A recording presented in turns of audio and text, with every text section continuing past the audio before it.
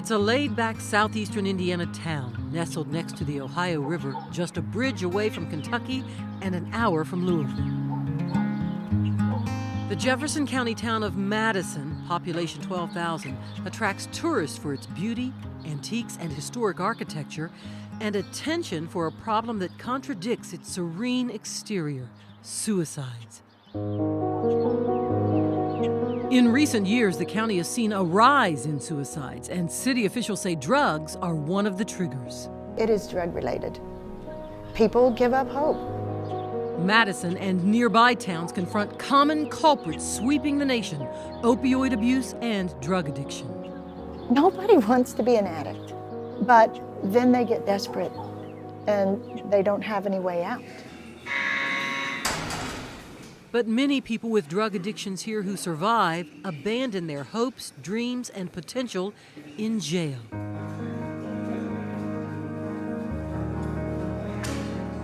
They end up serving time inside the Scott County Security Center in nearby Scottsburg. They are people like 25-year-old Dakota Fortner, behind bars for drug possession. He got caught trying to sell drugs to feed his addiction to a powerful opioid, heroin. It's not a good life to live at all. It's in the streets and wondering when you're going to eat, where you're going to eat, where you're going to sleep. Dakota said he died 3 times from overdoses, but was brought back to life with Narcan. Jail may have saved him. I've learned a lot about how to stay sober and had a lot of time to think about my life. And what life has in store after jail. Close to 85% of every person that we deal with has a drug charge or a drug-related charge, whether that's robbery, theft, murder. Who is going? Is it going to be you or Brad? Connie McCollum is the Adult Education Director for River Valley Resources in Madison, a nonprofit that helps low-income or disadvantaged Hoosiers get jobs. And our mission is to help people find sustainable employment through education, training, whatever means we can. I mean, to be honest, education is the key out of poverty.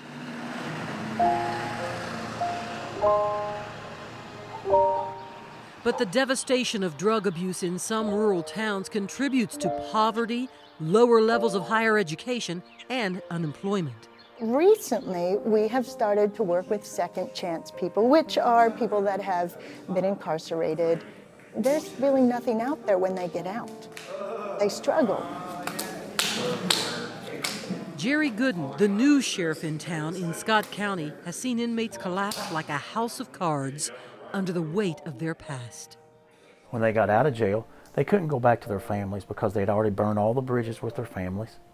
Okay? They couldn't get a job because they were a felon, and not a lot of people hire felons, and they had no education. So that choices that they had to choose from led them right back into here. Our goal, when I ran for sheriff, is to slam that revolving door shut. So Sheriff Gooden reached out to River Valley Resources to help the inmates go from jail to jobs through education. It's the only way out. It's the only way to break the chain. Education is the key. River Valley Resources knows education for inmates works because it first had success with women prisoners at the Madison Correctional Facility. The nonprofit partnered with Ivy Tech in Madison and the Indiana Department of Corrections to create an innovative certification program. Women prisoners are earning Ivy Tech certifications for higher-paying, skilled jobs. You don't have to go to college, 4 years. I mean, that is like scary for people. But an 8-week class, a couple weeks in a lab, that's all you need to get started. This is a skills economy. And women felons are finding jobs at area industries that are desperately seeking qualified workers because of low unemployment. Our area employers are screaming for people, just screaming. And so we're supplying a need. These women are getting out of prison and they are making $18 to $27 an hour in welding, in manufacturing. So now the first male inmates in the state who signed up for the Skilled Worker Certification Program through River Valley Resources are suiting up, rolling up their sleeves, and unchaining their minds. When we got them into the jail, we had to change their mindset and tell them that they are human, that there's people that cares for them, there's people that love them, there's people that's willing to give them the opportunity. All they have to do is stand up and say, hey, I want that opportunity, I'm here, I want to change. Some of them never have had support. Sometimes people never even have heard, good job, way to go. So they feel like failures. They're what we call in adult ed wounded learners. Wounded, but willing to hit the road to get an education once a week, turning a new corner in their lives as they arrive on the campus of Ivy Tech in Madison to complete a certification course in welding. Now, when you're grinding, do not go at an angle, because if it puts a gouge in there, guess what? That's a fail. So one time here, 4, 4. What's the next number? We're giving people skills. They will be able to get a job that pays more than minimum wage. So what we're looking at is a sustainable employment so that their quality of life increases. This inmate, John Watts, fought for our country as an Army Ranger. I went to 3 different conflicts, Operation Enduring Freedom 1 and 2 and Operation Iraqi Freedom. Now he's fighting for a second chance in life after one bad decision. John served time for drug possession. I want to be financially stable and be able to provide for my family and move forward in life and kind of put all this stuff behind me rather than repeating the cycle. Welding training at Ivy Tech has sparked a change in Neil Parsons' life. This father of 3 is serving time for DUI and drug possession. You only know what you've lived. And now that we have this certification and we have this training, we're now capable of living a completely different life. I've talked to the school and I'm going to go into industrial technology and finish my associate's degree.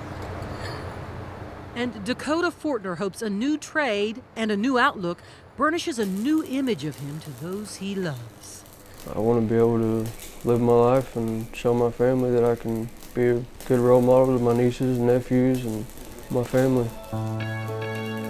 As melted metal transforms objects, education transforms lives here.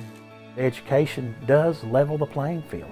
And Neil Parsons calls his incarceration a blessing because jail staff believe in them. Everyone here treats you like a person, not an inmate, so it means a lot, and they give you opportunities to better yourself. The sheriff, I actually talked to him the other day and I thanked him for treating us the way he does. He is a very kind and genuine person. We're not looking at some pie in the sky thing. We understand that this is not going to work for 100% of the folks that come through here, but this is an investment. This is something we may not see the change in the first year or 2 years, but 5 years from now, 10 years from now. But I really feel like it deep down in my heart that it's going to make a huge change, not only in Scott County, but hopefully the surrounding counties. The sheriff believes communities can have impact when they care for everyone's success. Before the class even finished, before the men even tested, we had an employer come to the jail, hand the sheriff applications for all of the men. And graduation day from the welding certification program was a monumental moment, a sense of accomplishment with more skilled job training through River Valley Resources to come.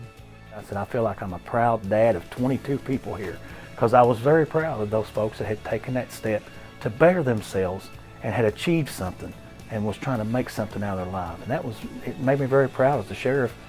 We're getting folks in here and we are reforming them.